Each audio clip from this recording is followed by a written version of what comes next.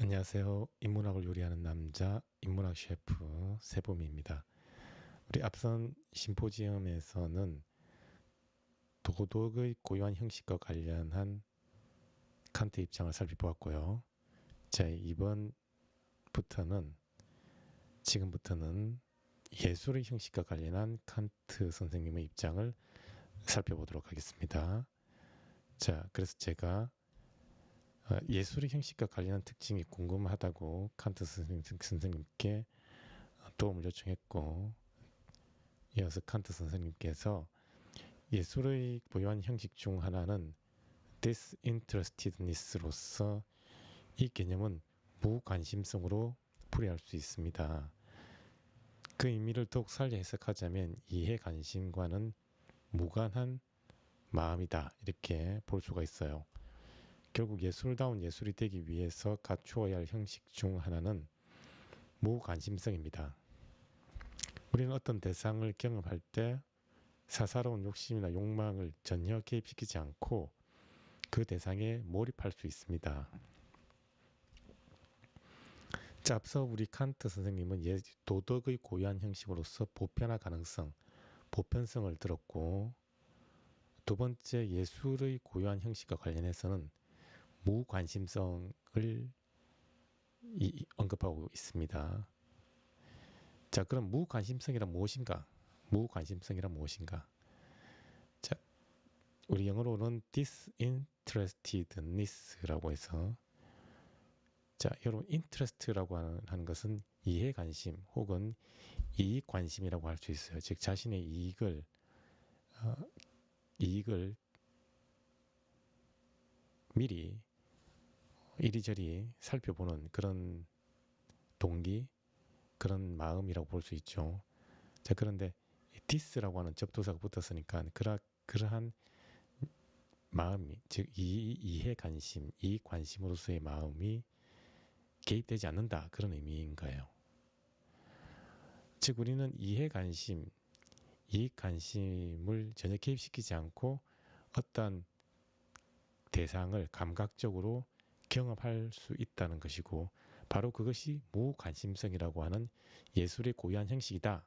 이것이 칸트 선생님의 입장인 셈이지요. 자, 이어서 예를 들어 여러분이 경탄할 만한 예술 작품 혹은 자연의 경관과 마주한다고 가정합시다. 여러분은 저절로 감탄을 잘 할 것입니다. 자, 이때 우리는 저 예술 작품을 전시하면 관람료를 받아서 엄청난 수익을 기대할 수 있을 거야. 혹은 저렇게 멋진 자연의 경관을 개발하면 천문학적인 부동산 수익을 노릴 수 있지. 이런 방식의 계산, 즉 이해 관심 혹은 이익 관심을 전혀 개입시키지 않고 경탄하며 대상을 경험할 수 있습니다. 이러한 미적 경험이 바로 무관심성과 가깝다고 할 수 있어요. 자, 그런데 만약 앞서 언급한 이해 관심이 개입하여, 즉 이익 관심이 개입하여 경험하는 대상을 통해 사심이 섞인 이익을 기대하는 순간 무관심성과는 거리가 멀어집니다. 결국 예술의 형식으로서 무관심성 역시 도덕의 형식과 마찬가지로 유용성과는 거리가 먼 셈이군요. 자, 그래서 우리 칸트 선생님께 이런 질문을 던질 수가 있습니다. 예술다운 예술은 무엇인가? 예술다운 예술은 무엇인가? 그것은 무관심성이라고 하는 조건, 형식에 들어맞아야 된다. 그러면 무관심성이라고 하는 것은 무엇인가? 우리가 어떤 대상을 감각적으로 경험할 때 사사로운 이익 관심, 사사로이 이해관계를 따지는 마음을 개입시키지 않는다는 거예요. 예를 들어서 칸트께서 언급하였듯이 예로 든 것처럼 여러분이 어떤 어, 자연 경관을 감각적으로 경험할 때 그 자연 경관을 보는 순간 와 하면서 그 자연 경관과 여러분의 마음이 하나가 되는 몰입의 상태가 무관심성의 상태라고 할 수 있어요. 그런데 만약 여러분이 거기서 끝나지 않고 저 자연을 개발을 해서 엄청난 수익과 부동산 수익을 기대할 수 있을 거야. 이렇게 그 결과로서 기대할 수 있는 사적인 혹은 이익 관심을 고려하게 되면 그 즉시 무관심성이라는 형식이 훼손된다는 거예요. 자, 그래서 제가 여쭙습니다. 그렇다면 도덕과 예술의 형식 사이에는 어떤 공통분모가 있을까요? 자, 그러니 칸트께서 물론 예술의 형식 중 하나는 무관심성이며 도덕의 형식은 보편화 가능성이라는 측면에서 차이가 있습니다. 그런데 각각의 형식이 공유하는 마음의 상태를 파악할 수 있어요. 자, 예술의 형식인 무관심성과 도덕의 형식인 보편화 가능성으로 진입하는 순간 인간의 사사로운 욕망과 이해타산의 마음과는 거리를 두게 되지요. 즉, 이해타산적인 결과를 고려하지 않는 순수한 마음에 머물게 됩니다. 그래서 웅장한 자연 경관을 경험하면서 그 자연을 자신의 목적대로 이용하여 내가 어떤 이익을 취하겠다는 계산이 개입할 틈이 없지요. 혹은 보상이나 좋은 평판을 기대할 수 있으면 돕고 그렇지 않으면 그냥 지나쳐야지라는 경향성을 힘들지만 이겨내고 즉 극복하고 공경에 처한 사람을 위험에서 구하지요. 자, 예술의 형식과 도덕의 형식은 분명 그 고유한 형식을 각각 가지고 있어요. 그렇죠? 예술은 무관심성, 도덕은 보편화 가능성. 그렇다면 예술과 도덕 사이, 즉 미적 판단과 도덕 판단 사이에 공유할 수 있는 부분, 공통성은 없는가? 공통성은 없는가? 자, 이와 관련하여 칸트 선생님의 견해를 따르면 물론 그 공통성이 존재한다. 공통성이 존재한다. 그것은 무엇인가? 바로 결과를 고려하지 않는 이해타산적인 결과를 고려하지 않는 순수한 마음으로 우리가 진입할 수 있다는 것입니다. 어떻게 그것이 가능한가? 자, 예술의 무관심성에 따르면 여러분이 어떤 감각 경험을 통해서 어떠한 대상을 감각적으로 경험하는 순간 그 대상에 몰입하여 저 대상을 나의 사사로운 이익을 위해서 이용해야 되겠다 라고 하는 그러한 주의가 전혀 개입할 틈이 없다는 겁니다. 틈이 없다. 그러니 결과를 계산한다 하지 않는다. 즉 결과를 고려하지 않는다. 그 결과를 고려하지 않고 오직 그 감각 대상에 몰입을 할 수 있다는 것이죠. 이것이 바로 무관심성으로 진입하는 것이고요. 그것이 예술의 본질이라고 하는 것이죠. 미적 판단의 본질이다. 마찬가지로 도덕 판단의 본질인 보편화 가능성 역시 결과를 고려하지 않고 오직 그 행동이 옳다는 이유만으로 따르려고 하는 그 상태를 바로 도덕의 본질이라고 보지요. 그러니 당연히 어떤 행동을 할 때 보상이나 평판을 기대할 수 있으면 돕고 그렇지 않으면 나 돕지 않겠어. 이러한 동물적인 경향성을 당연히 힘들지만은 이겨내고 극복하고 오직 다른 사람을 돕는 것이 옳다는 이유만으로 그 행동을 하게 됩니다. 즉 선의지에 따라서 그 행동을 하게 되지요. 그러니 어떻습니까?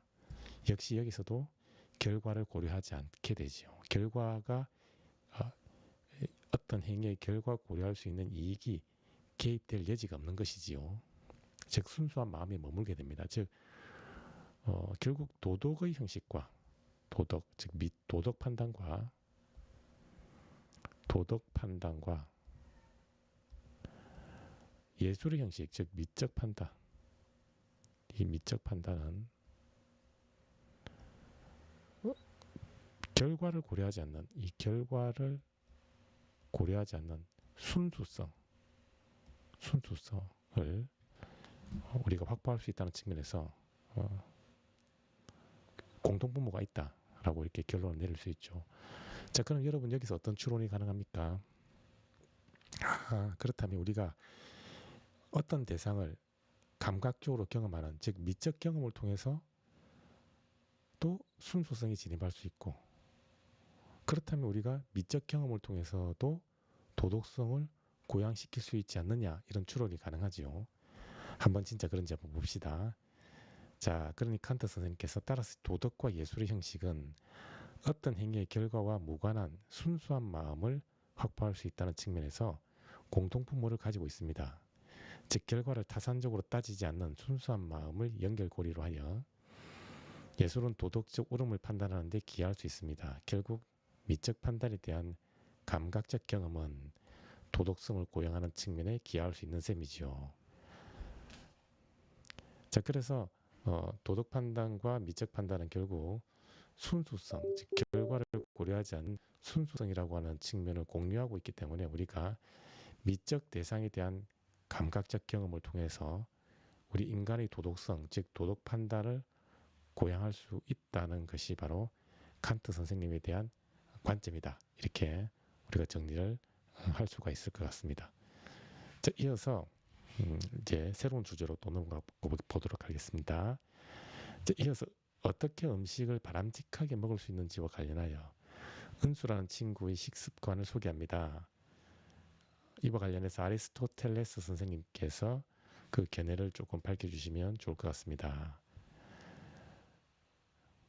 제가 여기서 질문을 드렸는데 다소 생소한 질문을 드렸어요.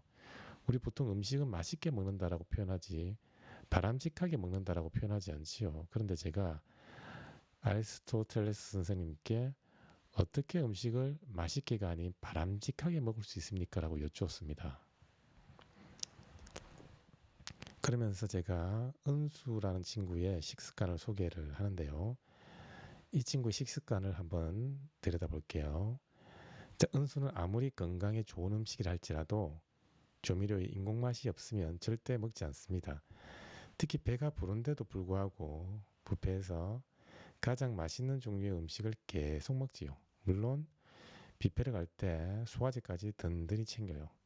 그래야 이미 먹은 음식을 빨리 소화시켜 더 많은 양의 음식을 먹을 수 있을 뿐만 아니라 다양한 맛을 즐길 수 있기 때문입니다. 자, 그래서 은수라는 친구는 배 부른 만큼 음식을 먹는 것이 아니라 과식, 폭식을 하고 있죠. 심지어 소화제를 먹어가면서까지 혀의 즐거움을 느끼려 하고 나아가서 과식과 폭식을 하려고 합니다. 이런 식습관에 대해서 우리 아리스토텔레스 선생님의 견해가 궁금하다고 여쭈었더니 이 우리 아리스토텔레스 선생님께서 은수와 같이 무절제한 식습관을 통해서 우리는 진정한 행복에 도달할 수가 없습니다. 자, 갑자기 우리 아리스토텔레스 선생님은 행복에 도달할 수 없다 이렇게 보고 있습니다. 도대체 왜 행복에 도달할 수 없다고 보시는 것인지, 그래서 제가 먼저 선생님 그러면 행복이 무엇입니까? 도대체 선생님께서 바라보시는 행복이 무엇입니까? 라고 여쭈었어요. 자, 그러니 아리스토텔레스 선생님께서 인간은 동물과 다른 인간만의 고유한 기능을 탁월하게 발휘할 수 있습니다. 즉 덕을 실현할 수 있습니다. 이때 비로소 우리는 진정한 행복에 이를 수 있어요. 인간만이 지닌 고유한 기능은 이성입니다.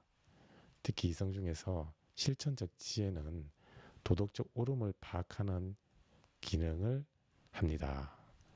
실천적 지혜를 통해 우리는 어떤 상황에서 가장 적절한 욕구나 감정의 지점을 파악하지요. 그래서 실천적 지혜를 탁월하게 발휘하면 우리의 감정과 욕구를 상황에 맞게 잘 조절하여 행동할 수 있습니다. 이때 우리는 도덕적 덕인 품성의 덕을 실현합니다. 품성의 덕을 바탕으로 맥락을 고려한 적절성을 찾아 느끼고 행동할 수 있습니다. 결국 품성의 덕은 곧 중용의 덕이라고 할 수 있는 셈이지요. 행복이란 무엇인가? 이 질문에 대해서 아리스토텔레스 선생님의 견해는 행복이란 인간만의 고유한 기능을 탁월하게 발휘하는 것이다. 인간만의 고유한 기능은 무엇인가? 바로 이성이다.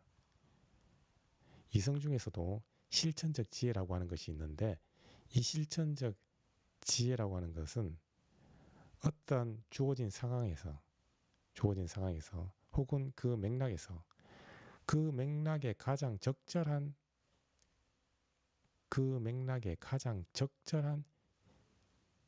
욕구나 감정, 행동의 지점이 어디인가를 파악하는 것입니다. 가장 적절한 지점을 파악하는 것이죠. 그리고 그 적절한 지점을 파악해서 실제로 우리의 감정과 욕구, 행동을 그 맥락에 맞게 잘 조절하면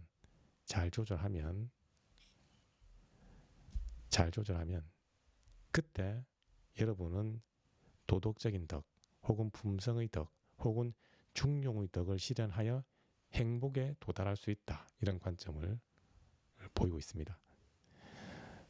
자, 그러니 결국 품성의 덕, 도덕적 덕, 중용의 덕을 실현하는데 중요한 관건이 바로 실천적 지혜를 통해서 적절한 지점이 어디인가를 정확하게 파악을 하고 실제로 그 파악된 기준을 가지고 실제로 여러분의 감정, 욕구, 행동 이런 것을 맥락에 맞게 조절하는 것이 중요하다라고 볼 수 있어요. 자,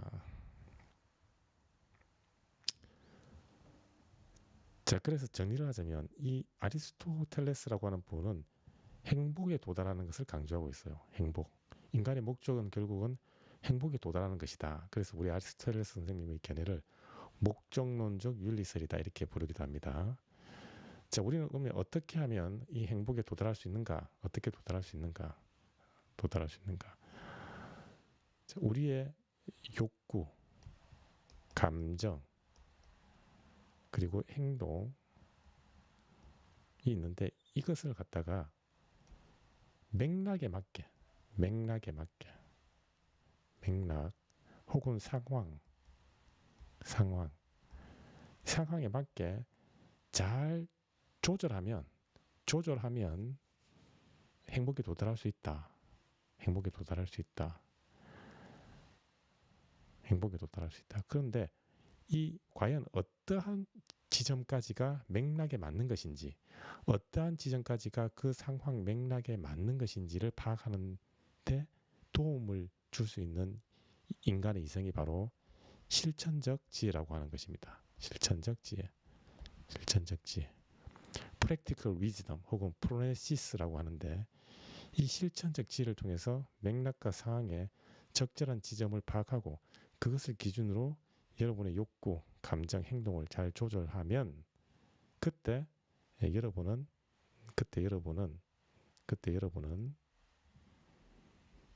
바로 중용의 덕 혹은 품성의 덕을 실현하게 된다. 그것이 바로 행복의 실현으로 이어지는 중요한 과정이다. 이렇게 보고 있는 셈이지요. 자, 그래서 제가 그러면 선생님께서 강조하시는 그 중용의 덕과 우리 은수의 행복 사이에는 도대체 무슨 관련이 있습니까? 이렇게 여쭈었어요. 자, 그러니 우리 아리스토텔레스 선생님께서 운동을 지나치게 많이 하거나 적게 하는 것, 음식을 지나치게 많이 먹거나 적게 먹는 것은 건강을 해치지만 적당한 운동이나 식사는 건강에 도움이 됩니다. 특히 우리는 음식을 먹을 때 실천적 지혜를 통해서 마땅함의 정도를 파악할 수 있습니다. 그런데 마땅한 때에 마땅한 방식으로 마땅하게 행동하는 것이 쉬운 일은 아닙니다. 그러므로 중용을 지키는 사람은 칭송받을 만하지요.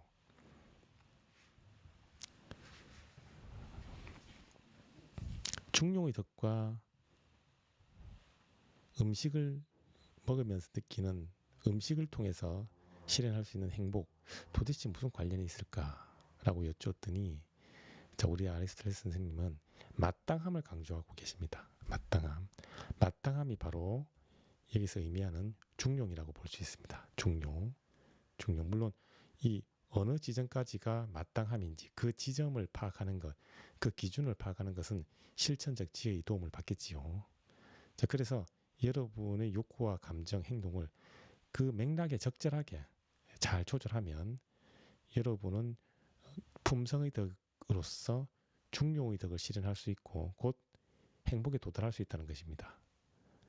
자, 그래서 우리 아리스토텔레스의 이러한 입장을 우리가 맥락주의라고도 합니다. 맥락주의. 맥락주의.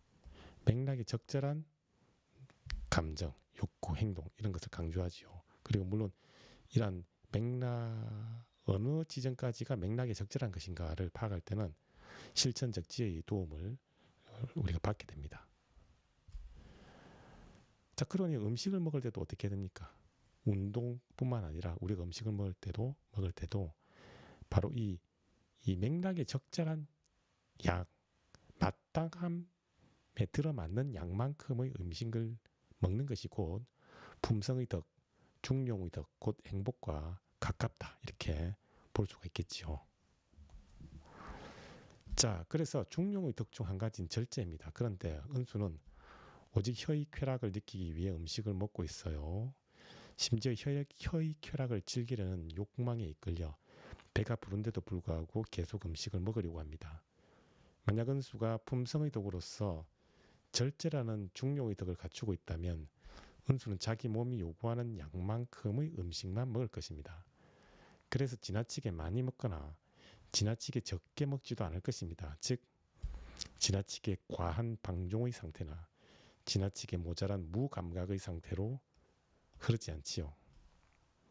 그런데 은수는 소화제를 먹어가면서까지 과도하게 음식을 먹고 있어요. 즉 방종의 상태에 함몰되어 있지요. 따라서 음식을 먹는 행위와 중용의 덕으로서 절제의 덕은 밀접한 관련성을 지녀요. 결국 우리 은수는 중용의 덕에서 벗어나 있죠. 즉 마땅함의 상태에서 벗어나 있습니다. 즉 지나치게 음식을 많이 먹고 있어요. 즉 지나치게 과한 방종의 상태에 머물고 있죠. 반대로 지나치게 음식을 기피하는 상태는 지나치게 과한 것이 아니라 지나치게 모자란 것이죠. 우리는 그것을 무감각의 상태라고 볼 수 있어요. 그러니 방종과 무감각은 모두 중용의 덕에서 벗어난 것입니다. 즉 절제라고 하는 중용의 덕에서 벗어나면 지나치게 모자란 방향으로 벗어나면 무감각의 상태에 빠지는 것이고 지나치게 과한 상태로 벗어나면 방종의 상태에 빠지게 되는 것이죠. 자, 그러니 은수는 결국은 방종의 상태에 빠져서 절제의 덕으로서 중용의 덕을 실현하고 있다, 실현하고 있지 않다, 실현하고 있지 못하다고 우리가 아리스토텔레스의 관점을 빌리면 평가를 할 수가 있을 것 같습니다.